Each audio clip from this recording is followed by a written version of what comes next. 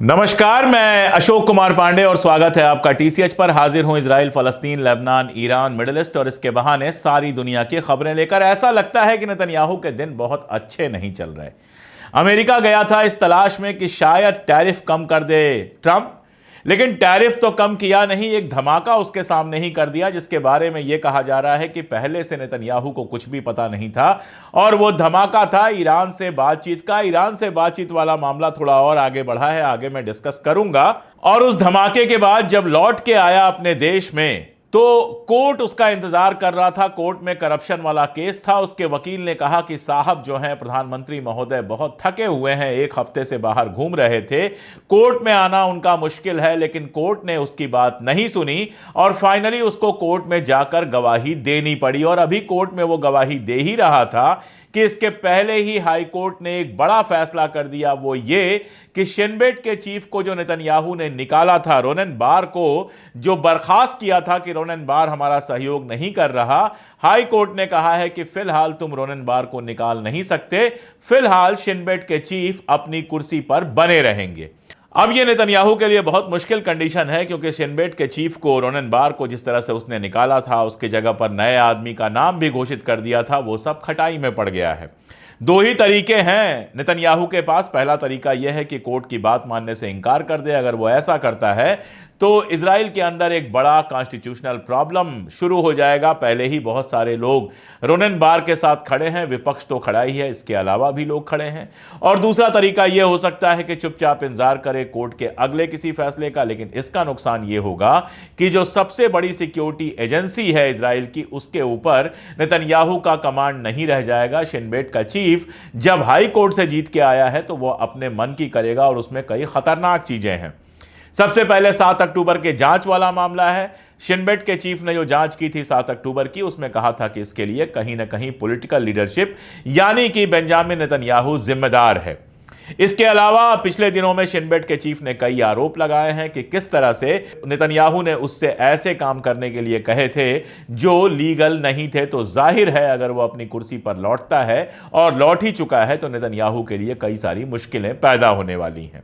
Corruption का case भी बहुत तेजी से चल रहा है। नेतन्याहू के जो 2 सहयोगी थे उन पर लगातार कोर्ट ने नजर बनाए रखी है। उनको जेल से छोड़ा तो हाउस अरेस्ट करके रखा हुआ है और सीधा नेतन्याहू के ऊपर आरोप लग रहा है कि उसने कतर से पैसे लिए थे ताकि इजिप्ट को बातचीत के प्रोसेस से, मीडिएशन के प्रोसेस से बाहर किया जा सके।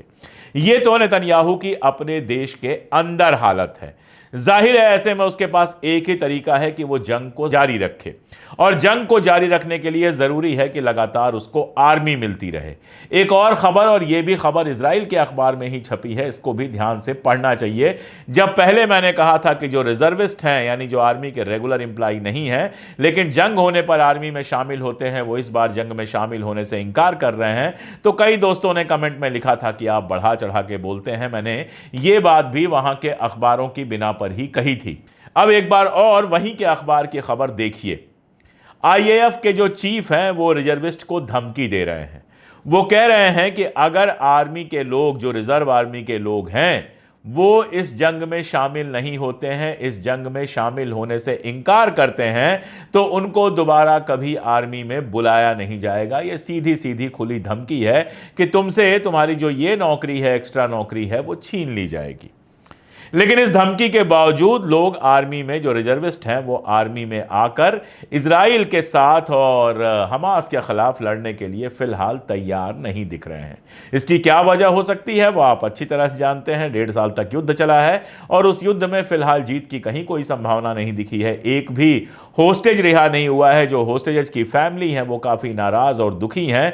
वो लगातार कह रही हैं कि अपनी कुर्सी बचाने के लिए इसने हमारे लोगों को खतरे में डाल दिया। और हमास लगातार कह रहा है कि जिन इलाकों में बमबारी हो रही है उन इलाकों से हम किसी होस्टेज को हटाने वाले नहीं। तो होस्टेज अगर मरते हैं तो इसके लिए सिर्फ और सिर्फ इजराइल जिम्मेदार होगा। जाहिर है जब रिहा किए जा रहे थे लोग, तो जिनके लोग अभी रिहा नहीं किए गए हैं उनको भी उम्मीद बंधी होगी कि हमारे लोग भी रिहा करके आ जाएंगे। लेकिन अब जब दोबारा ये जंग शुरू हो गई है तो होस्टेजेस के रिहा होने की उम्मीद लगातार कम होती जा रही है। हालांकि इजिप्ट लगातार अपने नए प्रपोजल को लेकर आ रहा है, लगातार वो कह रहा है कि नया प्रपोजल हम लेकर आए हैं। कल जो बड़ी घटना हुई है, मैंने आपको बताया था कि फ्रांस, जॉर्डन और इजिप्ट की एक मीटिंग हुई है। उसके बाद मैक्रोन ने अपने अकाउंट से एक वीडियो भी जारी किया। वो वीडियो आप देख सकते हैं। उस वीडियो में वो लगातार कह रहे हैं कि गजा में जो सिचुएशन है वो बहुत खराब है और जल्दी से जल्दी जंग रुकनी चाहिए, सीज फायर होना चाहिए। मैक्रोन साहब को आज तो जंग रुकने की बात समझ में आ रही है, लेकिन उस दौर में समझ में नहीं आ रही थी जब वो लगातार इजराइल को हथियार और सपोर्ट देते चले जा रहे थे, जब यूएन में सीज फायर के प्रस्ताव आ रहे थे और वो अमेरिका के पीछे खड़े हो रहे थे, जब अमेरिका के राष्ट्रपति ट्रंप ने यूरोपीय देशों का भी जीना हराम कर दिया है।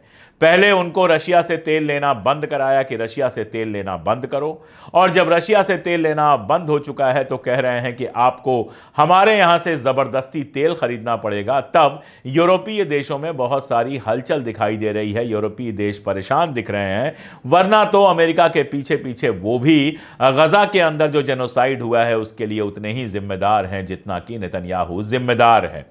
अब इसको चाहे तो आप देर आयत दुरुस्त आयत कह लीजिए या फिर कुछ और कहिए, लेकिन मैक्रोन अभी फिलहाल शांति की बात कर रहे हैं, तो इसका स्वागत किया जाना चाहिए कि वो गजा के अंदर जल्दी से जल्दी जंग रुकवाने की बात कर रहे हैं। कहा यह जा रहा है कि ट्रंप से भी उनकी बात हुई है और प्रेशर पड़ रहा है। कहा यह भी जा रहा है कि ट्रंप ने भी नेतन्याहू से जंग जल्दी से जल्दी रोकने की बात की है। हालांकि पब्लिकली जो कहा है वो तो बहुत खतरनाक था। उसमें अमेरिका की पीस कीपिंग फोर्स यानी अमेरिका की आर्मी गजा में भेजने की बात थी, गजा को खाली करवाने की बात थी। गजा को खाली करवाने की बात इजराइल के अखबारों में अलग अलग तरीके से बार बार आ रही है। आज अगर आप इजराइल के अखबार देखेंगे तो दोनों अखबारों में जो उनके खास अखबार हैं, जेरूसलम पोस्ट हो गया और आपका टाइम्स ऑफ इजराइल हो गया, दोनों में ऐसे दिखाया गया है जैसे इंडोनेशिया गजा के लोगों को लेने के लिए तैयार है। जब मैंने इस खबर की पड़ताल की तो पता यह चला कि इंडोनेशिया के राष्ट्रपति ने यह कहा है कि जो लोग गजा में बीमार हैं, जो लोग घायल हुए हैं, जो अनाथ हो गए हैं, ऐसे कुछ लोगों को टेम्पररी तरीके से हम इंडोनेशिया लाकर उनका इलाज कराने की सहमति देते हैं, हम इलाज कराने को तैयार हैं। इसको ऐसे दिखाया जा रहा है जैसे गजा से डिस्प्लेसमेंट होगा तो इंडोनेशिया भी कुछ लोगों को ले लेगा। मतलब गजा नहीं हुआ, तमाशा बन गया कि उसके कुछ लोगों को कोई ले लेगा, कुछ लोगों को कोई ले लेगा। जो जमीन उनकी है, जिस जमीन पर उनका अधिकार है, जो अरबों की जमीन है, वहां से उनको निकालकर अलग अलग देशों में बिखेर देने का जो ख्वाब देख रहे हैं ट्रंप और नेतन्याहू, बेहद खतरनाक ख्वाब है। इजिप्ट के एक मंत्री गए हुए हैं अमेरिका, वहां पर अमेरिका के कई मंत्रियों से उनकी मुलाकात हुई है। उन्होंने भी क्लियर किया है कि इजिप्ट किसी भी तरह से गजा के लोगों को बाहर निकालने में राजी नहीं होगा। साथ ही कल गजा के बॉर्डर पर इजिप्ट के लोगों ने बड़ा प्रदर्शन किया है और उसमें गजा के लोगों को बाहर निकाले जाने पर अपनी आपत्ति जताई है। कहा है गजा गजा के लोगों का है, उनको बाहर नहीं निकाला जा सकता। कभी कभी समझ में नहीं आता है कि इन लोगों के सीने में भगवान ने, ऊपर वाले ने, गॉड ने, खुदा ने कोई दिल दिया है या नहीं दिया है। ये तस्वीरें आप देख रहे हैं, ये गजा के बच्चों की है जो अपने शहरों से निकाले जाने पर शहर के बाहर जा रहे हैं। उसमें भी बच्चे हैं, हंसी खुशी खेल ये सारा कुछ दिखाई देता है। इन बच्चों को देखकर इनको बिल्कुल भी दया नहीं आती। 2 साल के बच्चे, 2.5 साल के बच्चे, 6 महीने के बच्चे कत्ल कर दिए गए, पैदा होने से पहले अपने मां के पेट में कत्ल कर दिए गए और उनके ऊपर किसी को कोई दया नहीं आती। ये जो अगला वीडियो आप देख रहे हैं ये और भी ज्यादा दर्दनाक वीडियो है। ऐसे बच्चे जिनके पास कभी शानदार घर था, जो कभी आराम से अपने मां के पहलू में रहा करते थे, वो अब दरबदर हो गए हैं तो घर घर खेल रहे हैं। जो सामान वहां पर अवेलेबल है उससे घर बना रहे हैं और घर घर खेल रहे हैं। पता नहीं ट्रंप, नेतन्याहू, मैक्रोन और इस तरह के लोगों को कभी ये समझ में आएगा कि नहीं आएगा कि उन्होंने ह्यूमैनिटी के खिलाफ कितना बड़ा अपराध किया है। खैर, आगे की खबर पे चलते हैं, ईरान वाली खबर पे चलते हैं। अब नेतन्याहू साहब के सामने ही ट्रंप ने कह दिया कि ईरान के साथ हम डायरेक्ट बातचीत करेंगे। ये भी डायरेक्ट इनडायरेक्ट का खेल बहुत मजेदार है। ईरान लगातार कह रहा है कि बातचीत इनडायरेक्ट हो रही है, ओमान के थ्रू हो रही है, और अमेरिका कह रहा है कि ओमान में जो बातचीत होने वाली है वो डायरेक्ट है। वैसे अगर आप देखें तो ओमान में जो बातचीत हो रही है उसमें विदेश मंत्री जा रहे हैं ईरान के, अरगाची साहब, और अमेरिका से भी विदेश मंत्री आ रहे हैं। तो अगर दो विदेश मंत्रियों की बातचीत हो रही है तो ये इनडायरेक्ट कैसे होगी, ये तो मेरे भी समझ में नहीं आ रहा है। अरगाची भी लगातार इस बात का इशारा कर रहे हैं कि अगर अमेरिका ने पॉजिटिव कोई एटीट्यूड दिखाया तो समझौता भी हो सकता है। मुझे लगता है कि 2017 में ओबामा के वक्त में जो समझौता हुआ था, जिसमें ईरान ने यह कहा था कि हम अपना एटॉमिक जो प्रोग्राम है वो तो जारी रखेंगे लेकिन एटॉमिक हथियार नहीं बनाएंगे, मुमकिन है कि वही समझौता आज 8 बरस बाद दोबारा से हो जाए। क्या होता है देखना होगा। एक किस्सा सुनाता हूं आपको। दो बांके एक कहानी है। उसमें दो बांके हैं, दो पहलवान हैं, शहर के दो किनारों पे रहते हैं। जम के तैयारी होती है दोनों की लड़ाई की।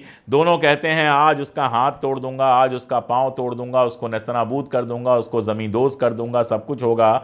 और फाइनली जब लड़ने का टाइम आता है तो दोनों अपने अपने घर लौट जाते हैं। बातें ही बातें करते हैं, लड़ते नहीं हैं। फिलहाल ईरान और अमेरिका के बीच में यही कहानी दिखाई दे रही है। मुझे नहीं लगता कि कोई लड़ाई की बात होगी। हालांकि जिस तरह से अमेरिका लगातार तैयारी कर रहा है, जिस तरह से पश्चिम एशिया में अपनी सेना बढ़ा रहा है, अभी उसने अपनी सेना सीरिया से हटाकर इराक में तैनात कर दी है, उससे यह तो लग रहा है कि तैयारी है। लेकिन ये बाकी अदा है या वाकई जंग होगी, ये देखने वाली बात होगी। मैं तो हमेशा यही चाहूंगा कि कोई जंग ना हो। एक सवाल और है कि ईरान से जब बातचीत इनकी होगी आने वाले शनिवार को, तो क्या उसमें गजा पर भी बात होगी? क्या गजा के सीज फायर पर भी बात होगी? क्या गजा के लोगों पर भी बात होगी? ये तो बात होने के बाद ही पता चलेगा। लेकिन अभी सबसे ज्यादा कोई तिलमिलाया हुआ है तो वो नेतन्याहू है। उसके बयानात आज लगातार छपे हैं कई अखबारों में। मैंने इसकी चर्चा कल भी की थी। कल जिन लोगों ने मेरा वीडियो देखा होगा उनको याद होगा कि किसी भी तरह से इजराइल चाहता है कि ईरान का वही हाल हो जो लीबिया का हुआ। लीबिया के गद्दाफी ने समझौता किया था और अपना न्यूक्लियर प्रोग्राम एकदम से खत्म कर दिया था। अब नेतन्याहू यह कह रहा है कि ईरान के साथ जो बातचीत हो रही है उसमें सिर्फ एक चीज हो सकती है कि ईरान का जो न्यूक्लियर पूरा प्लांट है, न्यूक्लियर प्रोग्राम है, उसको बम्बार्ड कर दिया जाए, उसको बम से उड़ा दिया जाए। उसका कहना है कि हमारा उद्देश्य एक ही है कि ईरान का पूरा न्यूक्लियर जो प्रोग्राम है वो खत्म हो जाए, चाहे वो जंग से हो चाहे बातचीत से हो। वैसे नेतन्याहू इस काम में माहिर है कि जंग में जो हासिल नहीं कर पाता है वो अमेरिका की सरपरस्ती में बातचीत से हासिल कर लेता है। अब ईरान ऐसी बेवकूफ़ी करेगा, अपना एटॉमिक पूरा का पूरा प्रोग्राम खत्म करेगा या फिर अपनी बात पर अड़ेगा, ये आने वाले कुछ दिनों में समझ में आएगा। वैसे नेतन्याहू के पास खुद न्यूक्लियर प्रोग्राम है। कितना अच्छा हो कि एक समझौता हो जाए, अमेरिका कहे कि इजराइल का भी न्यूक्लियर प्रोग्राम खत्म कर दिया जाए, ईरान का भी न्यूक्लियर प्रोग्राम खत्म कर दिया जाए, फिर पश्चिम एशिया में कोई न्यूक्लियर प्रॉब्लम रही नहीं जाएगी। लेकिन इजराइल का न्यूक्लियर प्रॉब्लम बना रहे, इजराइल का न्यूक्लियर प्रोग्राम बना रहे और ईरान अपना न्यूक्लियर प्रोग्राम हमेशा के लिए खत्म कर ले, यह अपने आप में ईरान के लिए बड़ी बेवकूफाना बात होगी। हालांकि फैसला तो ईरान को ही लेना है। ईरान के हक में एक और बड़ी बात हुई है। रशिया के साथ उसका 20 साल का स्ट्रेटजिक समझौता हुआ था। यह बड़ा समझौता था। इसका मतलब यह है कि रशिया अगर किसी मुश्किल में फंसता है तो ईरान जाकर खड़ा होगा और ईरान भी अगर किसी जंग या मुश्किल में फंसता है तो रशिया उसके साथ खड़ा होगा। इसके अलावा रशिया और ईरान के बीच ट्रेड, हथियार, इन सब का लेन देन चलता रहेगा। यह 20 साल का समझौता हुआ था। कल रशिया की जो संसद है, जिसको दूमा कहते हैं, उसके अंदर यह समझौता रखा गया और दूमा ने बहुमत से इसको पास कर दिया। यानी दोनों तरफ से इस पर सील सिक्का लग गया है। ईरान और रशिया के बीच में 20 साल का स्ट्रेटजिक समझौता हो गया है। इसके अलावा अभी हाल में खबर आई थी कि पीकिंग में चाइना में बात हुई थी। रशिया, चाइना और ईरान की बात हुई थी और यह हुई थी एटॉमिक प्रोग्राम के सिलसिले में। इसकी अगली कड़ी में मॉस्को में तीनों देशों की बैठक होने वाली है। तो क्या होता है यह देखना होगा। फिलहाल मुझे यह लगता तो नहीं है कि किसी भी हाल में ईरान अपने एटॉमिक प्रोग्राम को पूरी तरह से कैंसिल करेगा, क्योंकि वो जानता है कि जिस दिन उसका एटॉमिक प्रोग्राम पूरी तरह से खत्म हो जाएगा, अमेरिका और इजराइल के लिए उसको तबाह करना बहुत आसान हो जाएगा। चाइना इस समय एक तरह की मुश्किल में तो है ही। ट्रंप ने उसके ऊपर 104% का टैरिफ लगा दिया है, रिकॉर्ड तोड़ टैरिफ लगा दिया है। जाहिर है कि चाइना के लिए थोड़ी मुश्किल पैदा होने वाली है, लेकिन वो रास्ते तलाश रहा है। और चाइना के लिए तेल की सप्लाई के लिए ईरान और रशिया से बड़ा कोई सेंटर हो नहीं सकता। तो चाइना, रशिया और ईरान के बीच में एक ट्रायंगल है और वो रहेगा। जिस तरह से पागल हुआ है ट्रंप, जिस तरह से बयान लगातार दे रहा है, उसके कई सारे परिणाम उसको खुद झेलने पड़ रहे हैं। अमेरिका का मार्केट आज उठा था, लेकिन उठने के बाद फिर बुरी तरह से गिरा हुआ है। इसके अलावा कोर्ट में कई सारे मुकदमे डाले गए हैं जो ट्रंप के खिलाफ फैसले आ रहे हैं। एपी नाम की जो न्यूज एजेंसी है उसको उसने पूरी तरह से व्हाइट हाउस से बाहर कर दिया था। एजेंसी पहुंच गई सुप्रीम कोर्ट में और कोर्ट ने यह फैसला दिया कि एपी को आपको अलाउ करना पड़ेगा व्हाइट हाउस के अंदर। तो ट्रंप जितनी तानाशाही चलाने की कोशिश कर रहा है वो कामयाब होगी कि नहीं होगी कोई नहीं जानता। यहां तक कि टैरिफ के मसले पर तो उसकी मस्क के साथ भी बहस चल रही है और ऐसा लग रहा है कि मस्क को शायद सरकार से निकाल दिया जाएगा। इजराइल के अखबारों में आज एक और खबर है कि हिजबुल्लाह अपने हथियार डालने के लिए तैयार हो गया है। सिर्फ यह शर्त है कि इजराइल लेबनान से बाहर चला जाए। देखिए, न्यूज़ बहुत सारी प्लांट की जाती है। जब मैंने इस न्यूज़ को पढ़ना शुरू किया तो पता चला कि हिजबुल्लाह के किसी ऑफिसर ने, किसी सीनियर ऑफिशियल ने बिना नाम दिए ये बात कही है और राइटर्स में इस बात को रिपोर्ट किया गया है। हिजबुल्लाह का ऐसा कोई बयान नहीं है और मुझे नहीं लगता कि हिजबुल्लाह भी ईरान की तरह ऐसी कोई बेवकूफ़ी करेगा कि अपने हथियार पूरी तरह से डाल देगा। लेकिन इस तरह की खबरें प्रेशर बनाने के लिए लगातार इजरायली और इंटरनेशनल मीडिया में प्लांट की जाती हैं जिसका कोई सोर्स आपको नहीं देना होता है। जो खबर पक्की है वो ये है कि जिस तरह से ट्रंप ने कल कहा था कि टर्की और इजराइल के बीच में मैं तैयार हूं मीडिएशन करने के लिए और अर्दोगान को अपना दोस्त कहा था, उसके बाद शायद जल्दी ही इजराइल और टर्की के बीच में बातचीत शुरू हो जाए सीरिया में अपने अपने बंटवारे के लिए और सीरिया जैसा एक पुराना मुल्क हमेशा के लिए ख़त्म हो जाए। ये भी अनंत काल तक नहीं होगा। आज नहीं कल सीरिया के लोग उठेंगे। अभी भी सीरिया में बहुत सारे लोग हैं जो इन नीतियों की मुखालिफत कर रहे हैं और फिर से सीरिया को एक मुल्क की तरह बनाने के लिए वो कोशिश करेंगे। लेकिन तब तक तो टर्की और इजराइल के बीच में बंदरबांट की भूमिका तैयार हो गई है। उधर लड़ता हुआ देश सिर्फ एक है, वो है यमन। कल यमन के ऊपर अमेरिका ने 22 हमले किए हैं, एक दो नहीं 22 हमले किए हैं और इन हमलों में 16 लोगों के मारे जाने की खबर है। लेकिन इन हमलों से बिना डरे बिना झुके यमन ने तुरंत पलट के अमेरिका के जहाजों पर हमला किया है और अपनी सारी बर्बरता के बावजूद अमेरिका अभी तक उस इलाके से एक जहाज भी पास नहीं करा पाया है। तो मामला तना हुआ है बिल्कुल। ईरान के साथ अमेरिका की क्या बातचीत होती है, शनिवार को क्या रिजल्ट आता है, इसके ऊपर बहुत कुछ डिपेंड करेगा। नेतन्याहू खदबदा रहा है क्योंकि वो बिल्कुल नहीं चाहता है कि अमेरिका और ईरान के बीच में कोई समझौता हो। वो तो यही चाहता है कि अमेरिका ईरान के ऊपर आक्रमण करे, हमला बोले ताकि वो साथ में शामिल हो जाए।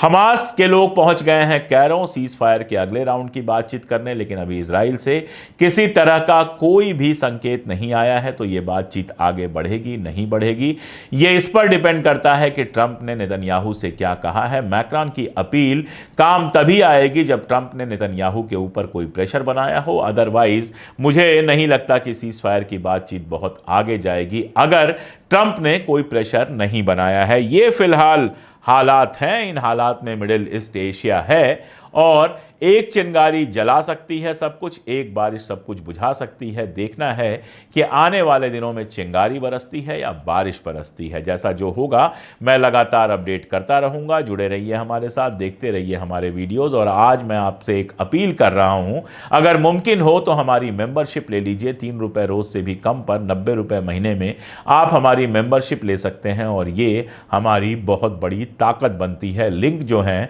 आपको डिस्क्रिप्शन में भी मिल जाएगा और साथ में कमेंट जो हमने पिन किया है उसमें भी मिल जाएगा। आप साथ आएंगे, आप हमारी ताकत बनेंगे तो हम लगातार हक की आवाज़ उठाते रहेंगे। आज के लिए इतना ही, बहुत शुक्रिया।